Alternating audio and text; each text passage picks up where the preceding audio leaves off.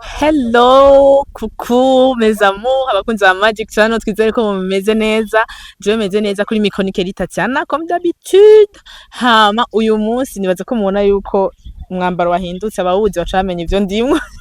Uyu munsi ndi mwishanti. Ndi mwishanti hehe. Mukabezi, reka ndababwire bagira batuzanira ikintu bita Miami Beach murahazi. Haramara umva abantu bagiye kuzi Bujumbura bibaza ati aha ni Bujumbura ni Miami turi Dubai turi hehe kubera ibintu uyu mugabo atuzaniye d'ailleurs turi twagiriwe ubuntu bwo gutumirwa n'umugwiza atunga benshi muzi kwizina rya Fabrice ni Fabrice amaze kubaka muri quartier Miroir uyu munsi yadutumiye mu chantier yiwe yo mukabezi ahagiye kubaka yindi novuga ni village ego amazu y'ama VIP hama murone inyuma yanje hari kiyaga inyuma yanje hari amazi hari ubwato sinzi ko mubibona aha hanagiye kuhahindura yatubwiye ati aha hanu ngiye kuhahindura muri Paradiso Miami Beach yatubwiye yuko kugira ngo tuzoye turashika ngaha muri mukabezi muri aya ma VIP apartment aya ma house meza yatubwiye ko tuzoza turava kwa Sioni dufasha ubwato ukadushikana ha mukabezi urabona hariya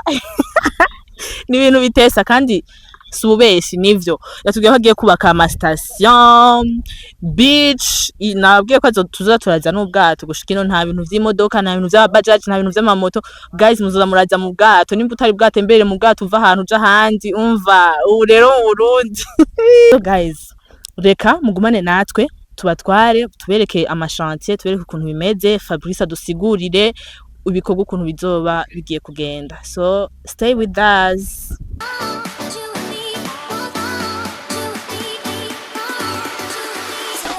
Turabaramukije karibu cyane muri Lake View Paradise Estate. Je nitwa Fabrice Manirakiza nkuko Mr Ephraim abibabwiye tukaba twari twabatumiye rero mu gikorwa cya press conference si lancement officiel ni press conference yo gushikiri yo kubabwira kugira mudufashe kumenyesha inkuru y'ibikorwa biriko birakogwa ha bigiye gukogwa ngaha nkuko novuga ati mubona byatanguye rero ntarandiriye ngiriye ko je nkuko nabivuze nivuze uwo ndi wa twicaranye na Mr Vincent engineer Vincent Kakunza ari we chef des opérations akongera akaba EPC engineering procurement and construction coordinator mu kiramo ryacu tukaba twicaranye na engineer Eliezer ari we chef wa engineering and architect mu bikorwa dukora rero ibi byinshi mugenda mubona baba babiri imbere cyane cyane muri côté technique and engineering rero novuga ati jewe nkuko mwagiye murabyumva nitwa Fabrice Manirakiza ndi wa mwubatsi benshi bakunze kwibaza ko ndi umwubatsi gusa mugaje ndi umu entrepreneur nkongera nka businessman bisigura hariho n'iyindi migambi ngirabaho abatari bake baragiye barabona imigambi twagiye turakora twavuga nk'imigambi ya na urashoboye twavuga imigambi y'amasirance y'amabanke ibiki ngiramwe amamuvyumva ariko nkavuga ati ikiri kubendera hejuru cyane ni iyi migambi yacu yo kubaka amazu ya kijambere cyane cyane mu nzira yo guhindura tukarema uburundi bushasha kuko mushiramo rya Waka Nation Group wanashaka ikivugo cyacu ni turiko turubaka Burundi we are building Burundi rero ico novuga ni cyuko twebwe mu bikorwa dukora novuga ati biri muri cadre bita property development property development rero nibikorwa wanashaka bisanzwe bizwi cyane mu bihugu byo hanze nibikorwa wanashaka bisanzwe bituma bijya bihugu tubona tugatangarira bigera kuri novuga ati bigera kuri ijya ntambwe ari naco gituma twebwe nk'aba novuga ati nk'abana b'u Burundi twategerezwa twe twagize amahirwe tukaje hanze tukagenda tukurahura ubwo bwenge ubu hageze yaho tubizana ari wanashaka kamo tuguma dutera aba diaspora bene wacu mu nzira yo kuvuga ati ni muze twubaka Burundi kuko nkuko nyene icubahira kunze kubandanya bivuga turi kumwe twese birashoboka tugiriye ko rero mu ma projet yacu dufite programa turafite programa yitwa Fab Homes Program, bisigura ko amazu yose muzoza mubona twubaka canke twagiye turubaka ari muri iyo programa ya Fab Homes Program. Muri Fab Homes Program rero ni inzira yo kugira twubaka amazu meza ya kijambere, ni inzira yo kugira twubake amazu agezweho kandi tuyubake ku buhinga bugezweho, kuko novuga ati ari ukuntu abatari bake bama babona umenga turacubaka kuriya kwa kera, mugabo ubu hagezweho kugira twubaka amazu meza zimbutse, novuga ati yakataraboneka. So iyo programa rero ya Fab Homes Program niyo wanashaka kuza gusanga n'abatari bake, kuko nkunze kubisigura neza, twebwe ivyo twubaka si ibigwati vya kijambere gusa, n'abantu bifitiye amaparasere yabo, ndabisubiyemwo, n'abantu bifitiye amaparasere yabo baratwitura tukabigira amaproje yabo, hanyuma tukabubakira. Turafise abatari bake dusanzwe turiko turubakira. Rero mu nkundire ngire focus cyane, mvuge cyane kuri iyi proje yacu ya Lake View Paradise Estate. Lake View Paradise Estate nkuko muvyumva mu mvugo, twifuza kurema iparadizo ngaha mu Burundi, kandi novuga ati ubutavyemera nico gituma twabatumiye kugira mu vyerekane Tanganyika ngiyo twifuza kuzana amateka kataraboneka ngaha mu Burundi, kandi ni kube nkako Imana yatugiye imbere, uburongozi butuje imbere, none raba ibikorwa biriko byaratanguye. Iyi Lake View Paradise Estate ni project iri mu bwoko bwa gated community, nkuko mwagiye murabibona twabikoze muri quartier Miroir, turanacabikora muri quartier Miroir n'ahandi. Aha rero nkavuga ati Imana yaduhezaga ijya mukabezi, kuko je nkunze kwivugira ati burya nasanze mukabezi ariho hano ambere mu Burundi bwose heza cyane. Urumva rero ko arakabijya. Rero aha tugiye kubaka amazu ashika 50 mu kibanza kirenga hektare 2. Ayo mazu akazoba ari mu bwoko bw'ama VVIP, akazoba ari mu bwoko bw'ama VIP n'ama apartment. Amazu yakataraboneka, ngumva ngaruka ijambo ryakataraboneka, kuko namazu meza wanashaka byadutwaye ikiringo kirenga igice cy'umwaka mu kwigiye projet, kuko twebwe imbere yuko tujya muri projet ni ibintu twiga tukiga bikwiriye kugira tuzane vya bindi tukuma tuvuga byo kuzana iryo terambere riba rigezweho. Aha rero ni mu kibanza, aha turi ni mu kibanza ca komine Kabezi muri zone Ramba, ibujumbura. Ni minota 20 yonyene uvuye muri centre muri Bujumbura town, ni minota 30 uvuye ku kibuga c'indege, waciye mu mazi ukaza n'ubwato ni minota 5. urumva ko bigiye koroha gose. Ni birometero 14 n'igice uvuye muri ville ya Bujumbura. Iyi rero akaba ari project tugiye gukora ikiringo c'amezi 18. aha novuga ko ari umwaka umwe n'igice. Ibikorwa byaratanguye, murabona ko turiko turagira aménagement, nayo ubundi bikorwa byo kubaka amazu nabyo bitangura muri uku kwezi kwa November. Urumva ko ari biriko biranyaruka. Already urabona ko tugira dushike ku bice 10% bya project, kandi aha nta n'indwi zibiri zirahera. Urumva rero ko ari kwerekana ibikorwa novuga atari gushira ibikorwa ku kivi. Havuga ati rero hazoba harimo amazu y'ama VVIP ashika 17. Inzu ya VVIP rero turaza kubereka ibibanza ibiri mu kibanza ca are 5. Muraza kubona ni kibanza kinini ya kuburyo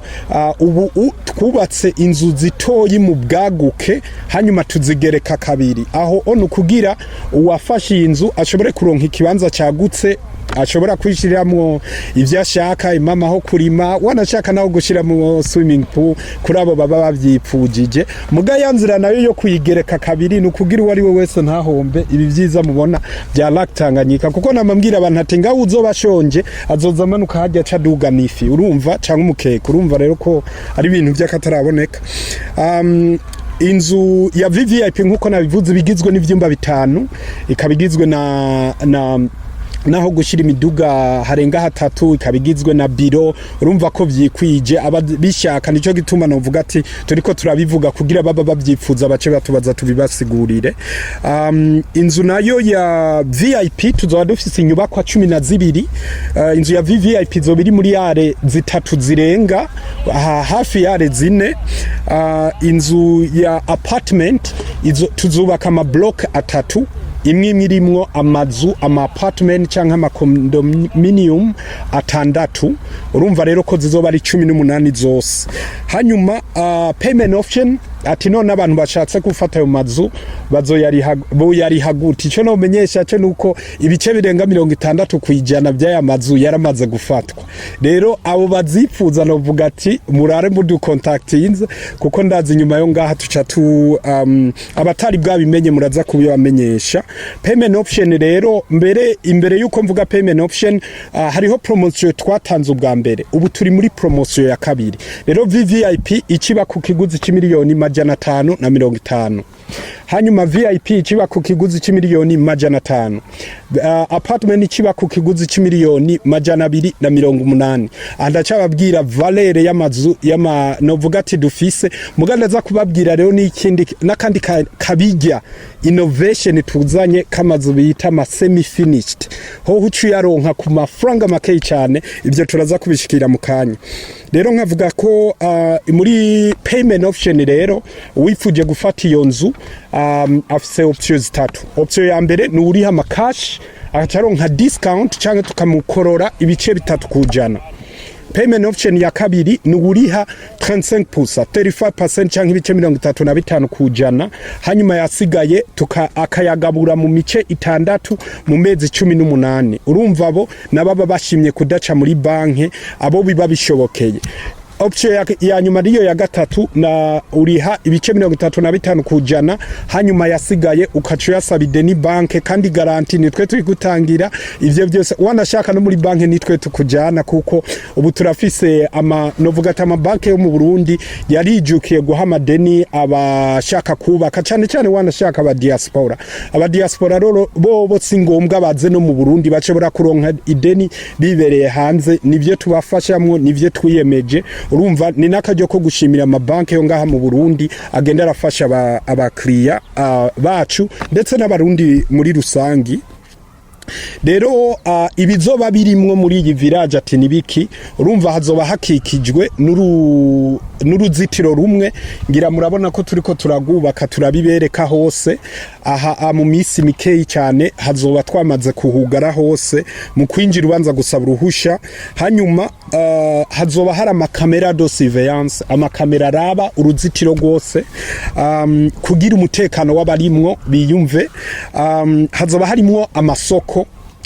aha ho ngira murabona ikibanza nikinini turaza kubereka haje imbere kubarabara hazoba hari amasoko ya kijambere ku buryo wiviriye Nyanza rake cyangwa uvuye mu Rumonge bizaba byoroshe guhitana utuntu twawe cyangwa wimanukiye bizaba byoroshe kuhitana utuntu twawe akabigereho karuta vyose dutegekanya guhashira petrol station station y'igitoro urumva ko byose bizaba byikwije ikindi naco kizoba kiri muri village indani cyangwa muri estate indani hazoba harimo swimming pool izo biri access ku baba ngaha muri iyi village nyene canke muri iki kigwati ikindi naco ni cyuko turipfuza yuko vuba bwango twatanguye gukora twozosaba leta ikaduha kijya kibanza mubona hajya hepfo kugira tuhashire beach nziza canke resort nziza mugaba kabijya kurusha tuhashire n'ama parking y'ubwato rero no munsi ndazi mwaje n'imiduga ubukurikira muzoza n'ubwato tuzababwira muzoza mubufatira hajya kwa Siyoni muca mwiyizira mu minota 2 muba muri ngaha urumva rero ko Burundi tugiye kuburema bushasha tugume dushigikira wa mugambi wo gushika muri 2040 twese twibereye mu iterambere ridasanzwe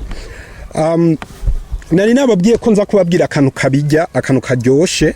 ako kantu karyoshe kuba cyane kuba client bacu nako twita ni innovation tuzanye wanashaka novuga ati ego hanze isanzwe ikora mugabo yico twita semi finished houses ni amazu novuga ati aya mazu nyene twubaka mugabo gasanga umuntu afise uburenganzira bwo kwigirira finisho indani gusa bisigura ati yanze urumva ko ikizimbuka gose akarono tanga VVIP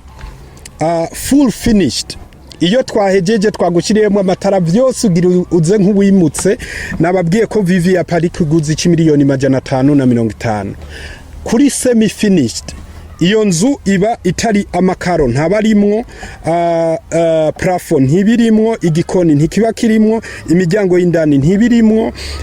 amapentire y'indani ntabarimwo amatara y'indani ntabarimwo n'amatoilet ntabarimwo iyo cironka VIP ku miliyoni 380 gusa iyo rero ni inzu urumva uba warose mu ikibanza kandi abari inzu uri nyuma ibiri finished bisakaye ibisize wo master uko kose zose tuba ziba zimeze turacavuga mugabo ku kintu twita second promotion bisigura ko abateba bazokwiyo turuva zaduze kuri VIP nayo imwe nababwira iri mu kibanza hafi y'are zine full finished iyibirimwo vyose twababwiye ko ari miliyoni 500 z'amafaranga y'amarundi hanyuma semi finished itarimo bimwe mejeje kubabwira ibiri ku miliyoni 360 gusa hanyuma apartment full finished ibiri ku miliyoni 280 hanyuma semi finished ibiri ku miliyoni 191 gusa urumva ko namwe nzi ko muva ngaha muziguze so nababwiye payment option byose nabibabariye aho twari ko turabasigurira rero iyo innovation tuzanye wanashaka ngire ko mvuga ko vuba bwango tufise ikigwa tumaze umwaka wose twiga cyo kugira icyo twita affordable houses rero vuba bwango tugiye kubaza turacarondera ibibanza tugiye kubazanira amazu meza cyane azoba ari munsi y'imiliyoni 100 canke 150 kandi urumva uyumvira inzu y'imiliyoni 100 iri finished semi finished urumva izoba ari 50 miliyoni ivyo byose rero biri muri bya bindi byo kugira kuko ndazi beshi bagiye bavuga ati bagenze gerageza muze muraraba ukuntu mwubaka inzu zizimbutse kugira bene gihugu natwe novuga ati abakozi ba leta abanyeshuri abajene nkuko kwacu turonka amazu urumva rero twarababwiye ko aya ma project twatanguye no kugira twerekana ivyo dushoboye kandi no kugira twerekane ko abarundi bashoboye nayo ubundi turi muri uwo mugambi wo kwiga kubaka amazu zimbutse mu yandi ma project rero dusanzwe turangura nkuko mwagiye murabibona mu minsi yeze twarabatumiye muraza murerekana amazu ya Fab Homes amazu 18 ariko arubakwa muri Miriware ubu rero turi mu mafinisho novuga ati mu mezi abiri ari imbere canke 3 tuzobatumira tugiye kuzinjira tunabahe kaze abari ushaka wese canke umujurnaliste tumwaye kaze ze kwerekana aho biba bigeze kuko ibikorwa dukora urabona biba ari byatwese kuko nivyo nkunze kuvuga hambavu ya Fab Homes rero hariho nabandi kujya nababwiye abigi babifitiye ama parcelle yabo dusanzwe turiko turubakira cyane cyane izizanya bugete ndabisubiremwo ko ubufise ikibanza ciwe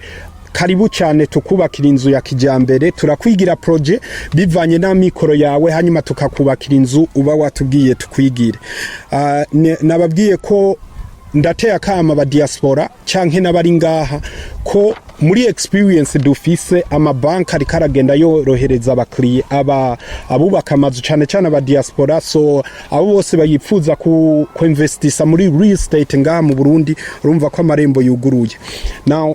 iyi project rero yose impact yayo ati niyi icyambere ni cyuko iyi project iri muri valeur y'amafaranga y'agaciro k'amarundi hagati y'imiliyaridi 18 na 20 z'amafaranga y'amarundi iyo niyo value ya project hanyuma ni project tuzoza dutanga akazi ku bantu barenga 500 ku munsi urumva ko izoza guhera twatanze akazi ku bantu twakreye canke twazanye ubuzi burenga ibihumbi 300 kandi tubibutse ko ibice birenga 35 kujana by'abakozi dukoresha baraba mama abakobwa kugira nabo bashobore kuba active mu terambere ni project rero yugurura amarembo cyane ku barundi bene wacu canke cyane cyane abarundi bene wacu baba bari hanze abo bita ba diaspora mu nzira yo guteza imbere igihugu mu nzira yo ku novuga ati ko investisa canke ko investisa muhira no gukunda Burundi kugira ntitugende mu mahanga ngo tugumeyo tumenye yuko tugenda gupagasa hanyuma tuzana iterambere ngahi wacu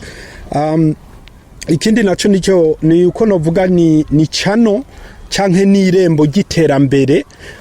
kuco twokwita FDI, foreign direct investment, kuma investment ava hanze. Nkongera nkavuga ati ni chano nziza ku mafaranga y'agaciro, kuko nk'aba barundi bene wacu bari hanze nagenda babwira, urumva benshi yo barungitse amafaranga, yo bariko bararungika amafaranga, urumva barungika amafaranga y'agaciro, urumva ko bica bifasha kugira n'igihugu kigende kirahatorera koyoko kugira haboneke amafaranga y'agaciro. Nico no bamenyesha ko kujya nagenda bamenyesha kugeza iyi sano uvuga ati bice 99 wanashaka kujana vyaya mazu nababwiye ko bice birenga 70 bimaze gufatwa n'aba diaspora bari hanze. Urumva rero ko babarundi bene wacu cyagiye cyo kuza gutembera cyaraheze, ubu hari igihe cyagiye cy'aba come from cyaraheze, ubu ni gihe cyo kuza ku investisi wacu, cyo guteza imbere igihugu kugira bene wacu ngaha baronke bahatorera koyoko mu nzira yo kugwiza akazi, mugabo no kugira tureme bwa Burundi busha. Ikindi iyi project izanye nka impact novuga ati wanashaka naco gikomeye, novuga ku kintu kijanye na infrastructure n'amazu meza ya kijambere. Aha novuga nkuko twagiye turabivuga kera, urumva aho uza gusanga abantu biyubakira mu kajagaru kacusanga twiyo truvye imvura iguye igatwara abantu, hanyuma hambavu yo ngaho n'ibisagara byacu ntibisa neza. Ariko iterambere riri muri aya ma project twe dukora nukugira infrastructure ibe much better, nkuko mwagiye murabibona aho twatanguye kubaka canke mu bihugu bisanzwe biteye imbere. Mu gihe rero yamvura iguye urumva ko tuba twakanerije amazu amakanevu, ngira muravyibonera ngaha amabarabara rikaracibwa, amakanevu ya kijambere azohaja, hazojamwe amakaburimbi, urumva ko ari ibintu vya novuga ati bigezweho. Rero akamo twotera ni kujya twabivuze, dukora mu nzira zibiri, turubakira abantu bifitiye amaparcelle, hanyuma tukarema n'amaproje nk'aya mubona ngaha turiko turakoreramo. Urumva ko abazishaka amazu canke abifitiye amaparcelle karibu cyane. Nuko ikindi twobamenyesha nuko twamaze kuronka experience ikomeye cyane. Aha novuga ngira mwarabonye ibikorwa vya mbere twarabubatse muri CSB Village, Fab Homes, turiko turubaka n'ayandi projet. Dufise wanashaka dufise n'intumbero turiko turugura amarembo yo kugira dutangure no gukorera hanze. Aha twovuga nk'ibi bihugu vya Ghana cyane muri West Africa. Ivyo byose nkavuga ati n'intumbero izoba ari yo kugira ababajene canke aba engineer bacu bashobore kuja kwandikisha amateka hanze y'ivyo bashoboye, kuko maze gutembera ibihugu bitari bike cyane ngaha muri Afrika. Ku vy'ukuri sukwiyemera amazu yacu nasanze akiri imbere. Urumva rero novuga ati aba ba engineer urumva ko twamaze kugaininga skills and experience iri imbere kurusha abandi. Urumva harageze yuko rero tujya guteza imbere ibindi bihugu. Ikindi naco novuga ni cyuko turafise ama online platform abantu bashobora kugira kama registration kubashaka gufati amazu. Hanyuma nkavuga ati turateye rero akamo cyane abantu bafise ibibanza ngaha mu Kabezi, turabisubiyemwo, turateye akamo abantu bafise ibibanza ngaha mu Kabezi cyane bikora ku kaburimbi, mugabo biri hejuru y'ikaburimbi, paraporo yo munsi y'ikaburimbi, ko botwitura tuganire muri iyi migambi. Iyi Kabezi tureme ijuru rishasha, tureme paradizo sijuru. Yesu ni wazorema ijuru murantunga. Tureme paradizo ngaha, twibere mu iterambere. Rero turateye akama abo bose bafise ibibanza binini mugabo aha mu Kabezi, ikiri munsi ya hectare ntitwoganira, ikiri hejuru ya hectare karibu, kugira twubake amazu twababwira azimbutse n'amazu ya kijambere meza. Ikindi ni cyuko turatse platform dushira ko ibikorwa byacu kuri YouTube, ni kuri Fabs Vision TV, hanyuma kuri Twitter handi hose ngira mwama mubibona. Ikindi ni cyuko nkuko twabwiye turiko turakora kugira dukore amazu azimbutse. Twabwiye uko uko tuzoyakora. Icyo nohereza ko rero jewe nka Fabrice ni cyuko abipfuza gufata amazu muri ivyo bice biri musi ya 40 kujana bisigaye, abipfuza kumenya uko dukora bo twitura kuri izi nimero. Hariho guteranya 257 68 81 ubusa 4 canke guteranya 257 61 53 67 canke guteranya 257 76 busindwi 47 77. Murakoze, Imana ibahezagire.